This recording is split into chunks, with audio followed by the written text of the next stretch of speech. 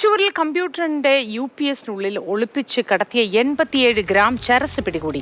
പഞ്ചാബിലെ മൊഹാലിയിൽ നിന്നും കൊറിയർ മാർഗമാണ് ചരസ് അയച്ചത്. കൊറിയർ കൈപ്പറ്റാൻ വന്ന ചാവക്കാട് സ്വദേശി ഷറഫുദ്ദീൻ പോലീസ് പിടിയിലായി. MS ലിഷോയ് വിശദാംശങ്ങളുമായി ചേരുന്നു. ലിഷോയ്, ഈ സംഭവം എങ്ങനെയാണ് ഉണ്ടായത്? വിശദാംശങ്ങൾ എന്താണ്? അതായത് കൊറിയർ മുഖേന ലഹരി വസ്തുക്കൾ എത്തുന്നുണ്ട് എന്നതിന്റെ രഹസ്യ വിവരം ഡാൻസ് ഓഫ് അംഗങ്ങൾക്ക് ലഭിച്ചിരുന്നു.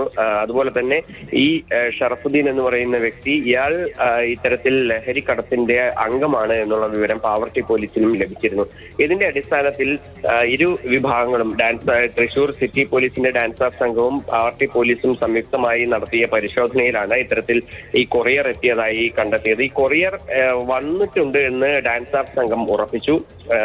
അങ്ങനെ ഈ കൊറിയർ വഴി ഈ ലഹരി ഉൽപ്പന്നം വന്നത് മനസ്സിലാക്കിയ സംഘം ഇത് വാങ്ങാൻ വരുന്ന ആൾ ആരാണെന്ന് കണ്ടെത്തുന്നതിന് വേണ്ടി, ഇയാൾ തന്നെയാണോ ഷംസുദ്ദീൻ തന്നെയാണോ എന്ന് കണ്ടെത്തുന്നതിന് വേണ്ടി പാവർട്ടി പോലീസിന്റെ സഹായത്തോടു കൂടി ഈ ശ്രമിക്കുകയായിരുന്നു. അങ്ങനെ ആണ് പിന്നീട് ഈ പ്രതിയിലേക്ക് എത്തുന്നത്.